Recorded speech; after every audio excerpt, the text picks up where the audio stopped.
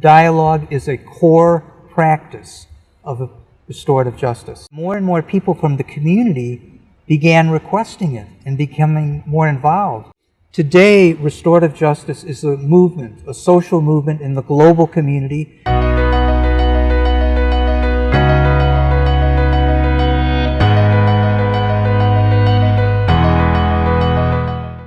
Olá, meu nome é Catarina Correa, eu sou coordenadora do Programa de Justiça Restaurativa, na verdade do Núcleo Permanente de Justiça Restaurativa do TJDFT. Sou juíza criminal há 15 anos e hoje eu posso dizer que é um marco para a justiça restaurativa no TJDFT e no Brasil também, porque nós temos aqui em Brasília o professor Umbreit, que é um dos pioneiros na justiça restaurativa que começou esse movimento e que hoje está espalhado pelos Estados Unidos inteiro, pelo mundo inteiro, graças ao conhecimento e à generosidade do professor Mark. So, Mark, very nice to have you here.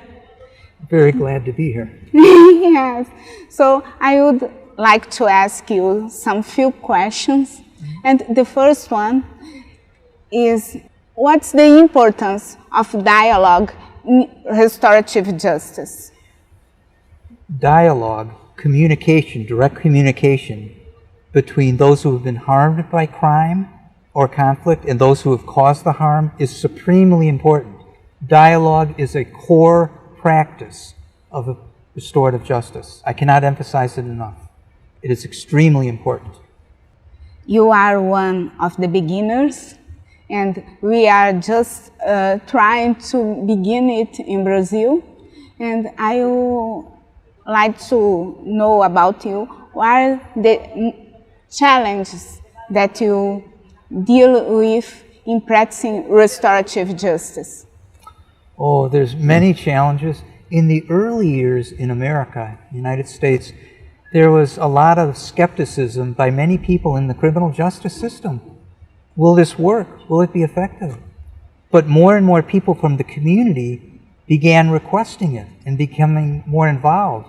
And actually, when certain politicians were victims themselves, and they were able to come into a victim-offender mediation session and talk with the offender and about how angry they were, but then learning that the offender, who they were as a person, it humanized it, and they ended up helping the offender even though they were extremely angry initially. The more people in public policy that actually went through a restorative justice process or witnessed it, the more it changed things and support, because people began understanding it. Yes, and just one more question. We know that at this point, restorative justice is not just a criminal justice approach. That there are many grounds where restorative justice can be applied. And can you talk a little about it?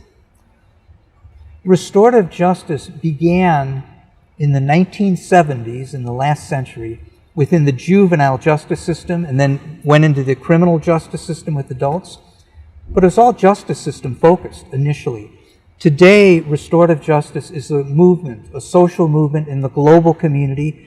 In many, many countries, particularly in North America and Canada and here and certain other parts of the world, restorative justice is far more than just criminal justice.